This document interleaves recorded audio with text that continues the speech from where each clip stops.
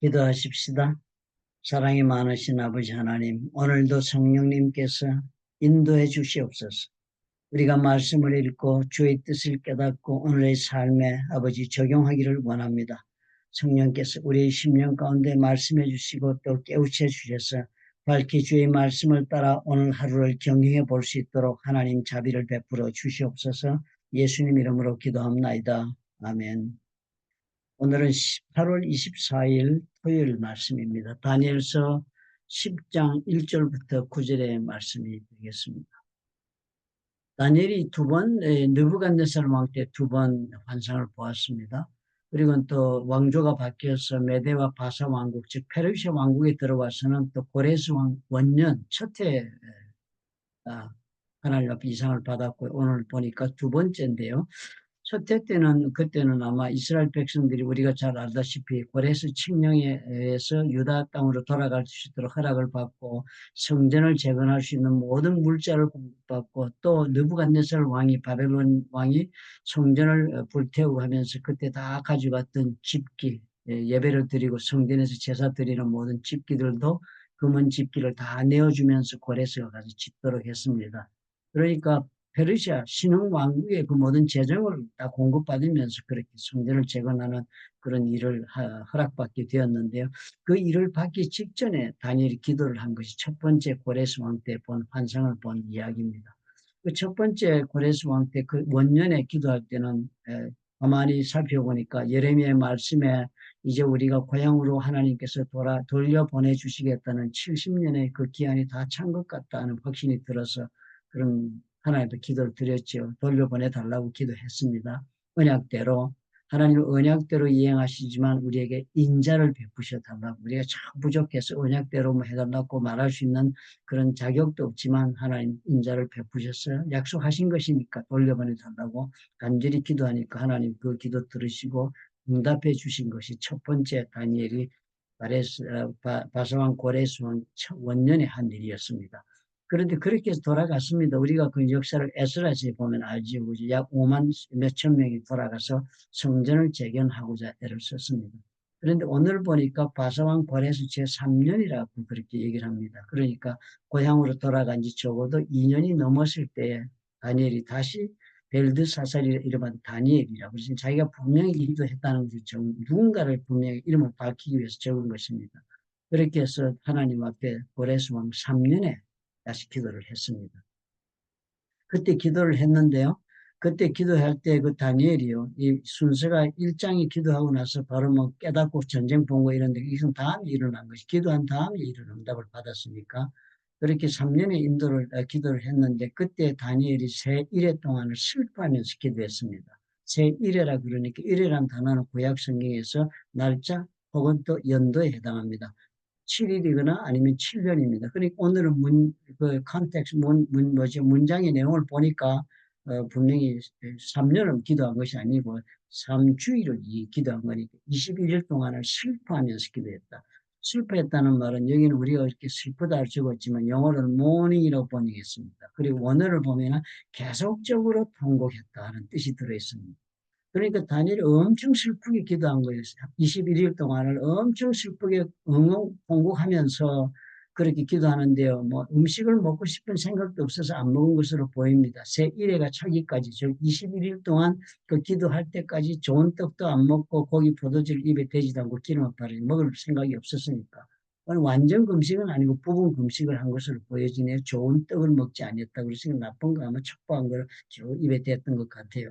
그리고 그렇게 부분 금식이지만 자신이 먹는 것을 다 내려놓았습니다. 이건 대단히 하나님 앞에서 이런 금식을 한다는 것은 하나님 앞에서 우리 자신을 겸손하게 하나님 앞에 드리는 모습의 가장 극치의 모습이 금식입니다. 왜냐하면 금식하게 되면 우리의 육체의 욕구, 생존의 그 욕구를 포기하는 것이니까요. 안 먹겠다 하는 것이니까 하나님 앞에서 정말 우리 자신을 겸손하게 드릴 때의 모습이 바로 이런 모습이 아니겠습니까?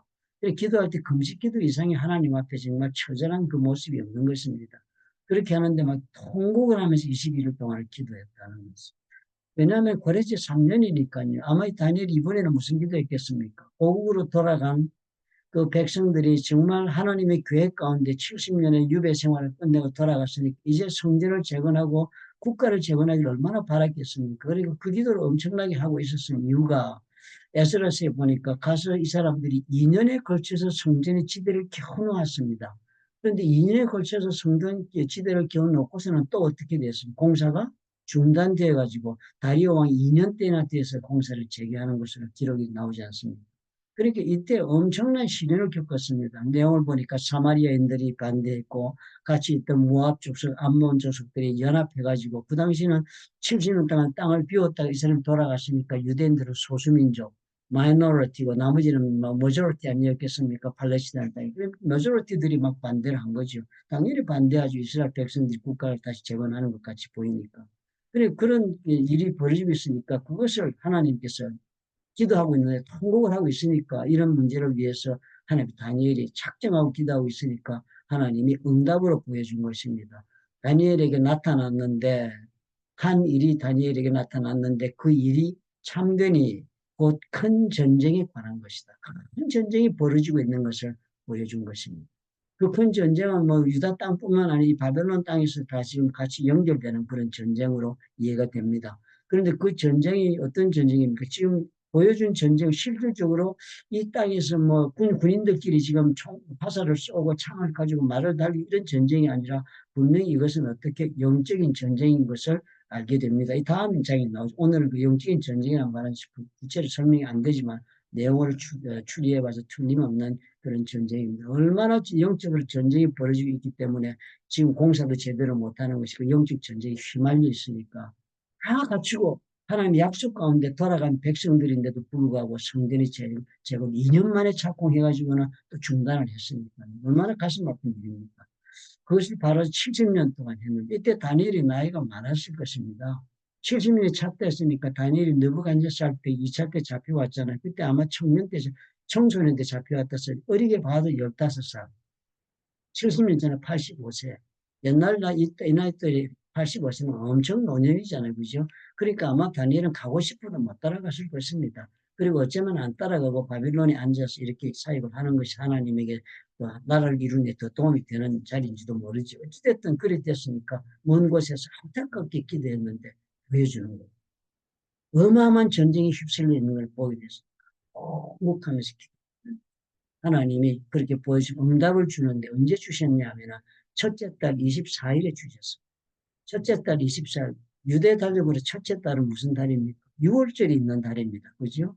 달력을 바꿨지 않습니까? 애굽에서 나올 때 6월절 그 사건을 경험하는 달을 하나님 명령 내서 앞으로는 너희들이 이 달을 10년의 첫 달로 삼고 그 달의 14일에 어린 양을 잡아가지고 하나님 앞에 제사를 드리고 그 다음에 이제 유월절 양을 제사를 드리고 그 다음날 엑소더스 사건을 벌리지 않았습니까? 그래서 평생 이 사람들은 6월절을 첫 달 14일에 지내고 그리고 또 이어서 일주일 동안 무교절을 지냅니다. 왜냐하면 광야에 나와가지고 급히 광야로 엑소더스 출애굽하느라고 밀가루 반죽을 제대로 못해가지고 나왔으니까 밀가루가 반죽이 돼서 이스트가 부풀에 빵을 하는데 그게 안 됐으니까 밀가루 이스트가 발효가 되지 않은 그런 발효되지 않은 밀가루 가지고 노중에서 떡을 구워 먹었지 않습니까? 그러니까 그것을 우리가 평생 기억하라. 너희들이 그걸 평생 기억하라 그래서 이 6월절 다음에는 무교병, 즉 효소가 들어가지 않은 밀가루 떡을 쪄서 구워서 먹는 절기를 일주일 동안 지냅니다. 그러니까 21일 기도했잖아요. 그런데 21일 기도 동안 이런 6월절과 그 14일과 그리고 또 7일을 지냈으니까 그게 딱 21일에 해당하네요.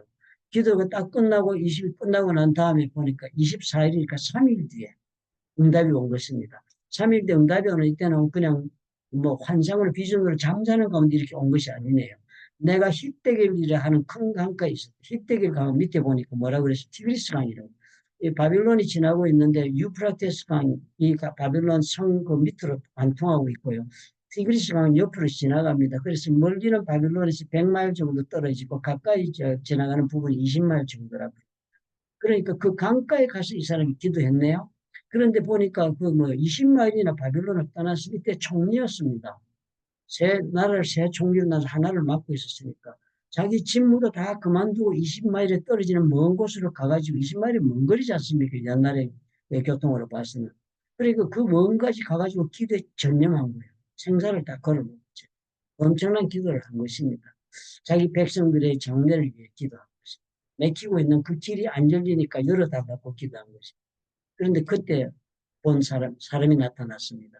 내가 눈을 들어 바라보니까 한 사람이 나타났는데요. 세마포 옷을 입었고 허리에는 우바수 굽기, 순금대로 우바수는 고대 질종금의 생선지라고 해석이 나와 있네요. 그러니까 아주 최고의 순금띠를 허리띠를 띄었다.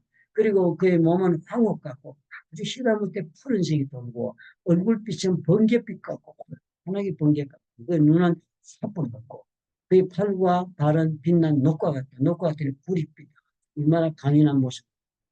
그의 말소리는 무리의 소리가 말하는 우동찬 무리의 소리. 그러니까 이 이야기는 가만히 보면 요한계시록 1장에 묘시되고 있는 예수 그리스도의 모습과도 흡사하게 모습이 돼요. 그 주님이 나타나신 거예요. 예수 그리스도가 현현하신 것입니다. 주님이 나타나 현현하시니까 이 환상을 나 다니엘 홀로 보았는데 홀로 본 다른 사람들은 환상은 안 보이고 소리는 들었겠죠. 그러니까 그들이 크게 떨며 도망을 숨었다. 이 꼭 옛날에 사도 바울이 다메섹에서 부활하신 예수님 환상 보았을 때 끝내요 모양이죠. 주님을 만난 거예요. 주님이 찾아와 주신 것이 응답하러. 그래가지고 주님으로부터 그 음성을 들었다 하는 그런 장면이 나오는 것입니다. 참 이것을 보니까 우리가 오늘 배울 수 있는 게 뭡니까? 우리가 정말 하나님 앞에서요. 이 하나님 앞에 다니엘의 기도를 드린 이 모습을 보면서 우리가 이런 믿음을 우리가 결코 잊지 말아야 한다는 것입니다. 하나님의 계획이 진행되고 하나님의 뜻 가운데 모든 것이 공급되었다 할지라도 그것은 반드시 우리가 그 일이 정말 하나님의 뜻 가운데 펼쳐지고 이루어지도록 하기 위해서는 어떤 기도가 필요해요? 그 일을 위하여 우리가 정말 하나님 간절히 기도하는 기도가 있으면 된다는 것입니다. 하나님의 계획은 우리 삶 가운데 진행될 때 언제나 방해를 수반하고 있다는 걸 우리가 보게 됩니다. 그렇죠? 반드시 우리가 하나님은 좋은 일을 우리 계획하고 우리의 앞길을 열어주고자 하더라도 우리가 그런 길을 가려고 믿음으로 착수했다 할지라도 회방은 찾아온다. 왜냐하면 이 사탄은 주님 다시 오실 때까지는 사탄이 지배하고 있고 영향력을 발휘하고 있기 때문에 우리는 완전한 거룩한 성도가 아닙니다. 성자가 아니잖아요. 우리는 좀 예수를 믿어 의롭다면 입었지만 우리에게 믿음의 약점이 얼마나 많습니까? 욕심의 약점도 있고 결점도 있고 잘못 행하는 것도 있고 사단은 그런 모든 것을 타서 우리를 참수하고 괴롭히고 전쟁을 벌일 수 있는 그런 교두보를 얼마든지 만들 수 있기 때문에 사단은 지금도 우는 사자와 같이 소리를 내며 찾아다니며 약점을 찾아다니고 있다니까 우리 삶 가운데 고난을 피할 수가 없습니다. 하나님의 뜻이 펼쳐지고 하나님의 뜻이 진행될 때는 반드시 우리 가운데 이런 큰 전쟁이 벌어지듯이 우리의 삶이 영적으로 이루어지기를 막고 있는 사건은 발생한다. 우리가 취할 길은 뭐라고요? 하나님 앞에 기도하면 된다. 우리 한번 열심히 우리가 기도하면 된다. 우리가 하나님 앞에 이런 담대함을 가지고 하나님 앞에 기도하면 우리 하나님께서 우리를 만나 주신다. 우리는 예수를 믿으면서요. 우리 이런 자신감을 가져야 될 것 같습니다. 우리는 예수 믿고 그냥 구원받아 천국 가니까 나 같은 존재 정도로 생각하지만요. 사실상 우리는 이때 다니엘 시대와는 전혀 다른 존재들이 되어 있습니다. 왜냐하면 이 사람 구약 시대에는 예수님 오기 이전에는 하나님이 쓰는 사람들에게 하나님 쓰시기 위해 성령을 먼저 부어주셨습니다. 그리고선 그 사람이 하나님의 사람이 되어 살게 했습니다. 그렇기 때문에 성령의 기름 부음 받은 사람만이 하나님의 은혜 가운데 쓰임을 받았습니다. 성령의 기름 부음 받은 사람만이 하나님 앞에 특별한 그런 하나님의 쓰임에 사용되는 그런 특권도 얻었습니다. 근데 요즘 우리는 어떤 사람들입니까? 이미 성령은요. 예수 믿은 자에게 성령 우리 속에 들어와 내주하십니다. 우리를 성전 삼고 우리 속을. 우리 속에 성전 삼고 거주하시기 때문에 예수님 말씀하셨어요. 그러므로 우리가 하나님 앞에 구하여서 위로부터 임하는 성령을 받으면 우리는 능력을 입어서 우리 하나님의 능력을 우리 삶 가운데 드러내는 그런 사람의 존재로 변화된다. 그래서 우리는 어떻게 해요? 다른 보통 때는 할 수 없는 예수 그리스도 정말 증인이 될 수 있는 능력까지 우리가 받는다라고 가르쳐 주지 않았습니다. 그러면 우리는 놀라운 시대를 살고 있다. 이런 자신감을 가집시다. 이때 다니엘이나 이때 우리가 여러 사드락과 메삭과 아벤누고는 그 당시 하나님의 성령이 임하였기 때문에 그 일을 감당했지만 지금 우리는 어떻게 이미 성령이 임하셨으니까 우리도 하나님의 믿음을 가지고 영적으로 깨달아서 기도하면 우리 삶 가운데 닥치고 있는 큰 전쟁들을 우리가 하나님의 도우심을 입어서 얼마든지 성령께서 역사하시는 사람이니까 우리도 다니엘처럼 사드락과 메삭 아벤느고처럼 하나님의 역사를 우리 삶 가운데 이루는 그런 하나님의 놀라운 은혜를 입을 수가 있다는 자신감을 가지고 오늘 우리를 보아야 하겠습니다. 누가 왔습니까? 기도 가운데 예수님이 직접 오셨습니다. 예수님이 주의 성령을 우리 가운데 오시는 놀라운 특별한 은혜를 우리가 입고 있는 사람이니까 예수님 나기 이전의 사람과 예수님 나신 후의 사람의 삶이 너무 큰 차이가 납니다. 우리는 엄청난 시대를 삽니다. 예수께서 우리를 위해 십자가에 돌아가시 그 목숨을 내어 주었으니 하나님 뭐라고 그러셨습니까? 로마서에 내 사랑하는 아들까지도 너를 위해 주었는데 내가 너를 위해 무엇을 아끼겠느냐라고 하신 것이 하나님 우리를 향하신 약속입니다. 우리가 그러면 하나님의 담대함을 가져야겠습니다. 우리가 어떤 일이 있더라도 우리 하나님 앞에서는 담대하게 내 삶에 하나님의 계획이 펼쳐지는 것을 회망하는 그런 모든 방해를 우리는 대적할 수 있는 용기를 가져야 됩니다. 어떤 용기요? 기도하면 성령께서 역사하셔서 예수 그리스도의 영, 즉 예수께서 오셔서 이 문제에 대한 답을 주신다라는 믿음으로 우리가 도전할 수 있어야 되겠습니다. 얼마나 감사합니까? 우리는 이런 시대를 삽니다. 다니엘이 이렇게 받아 특별한 기도가 우리는 성령과 함께 하심으로 매일의 삶 속에서 가능한 놀라운 은혜 시대를 우리가 살고 있기 때문에 예수님 이전에 온 어떤 사람보다 어떤 선지자보다도 세례 요한이 더 정말 귀한 큰 은혜를 입은 사람이라고 예수님이 말씀하셨잖아요. 왜요? 예수를 보았기 때문에. 우리는 어떻게 해요? 예수께서 부활하시고 나서 성령께서 은혜를 주셨기에 우리는 세례 요한보다 더 큰 은혜를 입은 그런 성도들이 되어 있다는 사실에 우리가 믿음의 자신감을 가져야 하고 있습니다. 내 같은 사람이 뭘 해? 이렇게 말씀하시면 하나님 손에 우리 하나님이 계획하신 뜻한 바를 다 인생에 펼쳐보죠. 왜요? 전쟁이 일어나고 있기 때문에 문이 닫힌 채 지나갈 수 있습니다. 기도하면 사단이 닫아놓은 문, 사단이 회방하고 있는 모든 일들에 하나님 성령께서 문을 열으시고 앞에 사단이 쳐놓은 장애물을 제거하시면서 우리를 가게 하셔서 하나님께서 나를 향하여 가지고 계신 창세 이전에 세우신 그 계획을 하나씩 둘씩 펼쳐보아서 엄청난 하나님의 역사의 인생을 살 수 있는 것은 저와 여러분에게 주어진 하나님의 약속입니다. 오늘 이 말씀 보고 우리 그런 담대함을 가집시다.